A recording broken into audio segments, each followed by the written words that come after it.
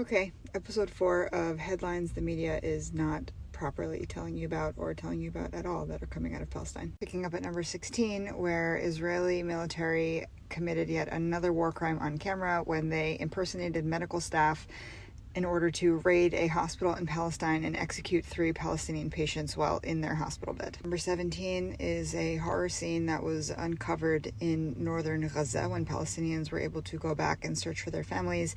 They found a pile of dead Palestinian men who were blindfolded, zip-tied, and executed and dumped in garbage bags. Number 18 is confirmation that the Israeli military has kidnapped a Palestinian-Canadian man named Mansour, who was known for his uplifting spirit and helping refugees and displaced Palestinians by building tents and raising money for food and other needs. He has not been heard from for nearly a week, and the Canadian government has responded with nothing. Number 19 is a video that has been circulated from the Israeli military themselves. Again, themselves, they are outing themselves, of a bus of kidnapped Palestinian men blindfolded, where they are coercing them into calling themselves slaves of the Israelis. Number 20 is about a family who was hoping to travel to safety via their car in Gaza until the car was surrounded by Israeli tanks and they were shot at and killed inside the car. The entire family, except their 6-year-old girl named Hind, was killed in the car.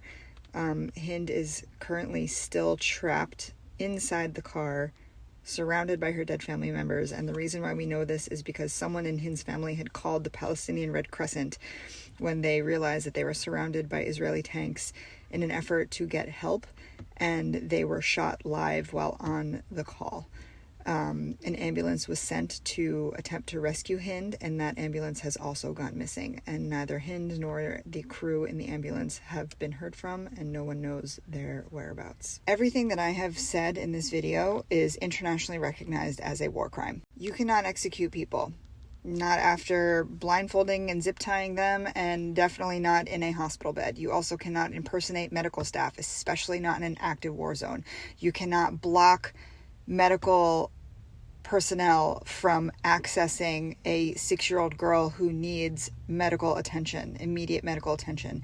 You cannot kidnap foreign citizens. And these stories are not being given to you properly or at all because they very easily will incriminate the state of Israel and all of its personnel. And so while outlets like NPR are suddenly fixated on force-feeding you human interest stories about Israeli families 4 times a day at minimum, this is what's happening to Palestinians. So your daily reminder that mainstream media is complicit in the genocide of Palestinians.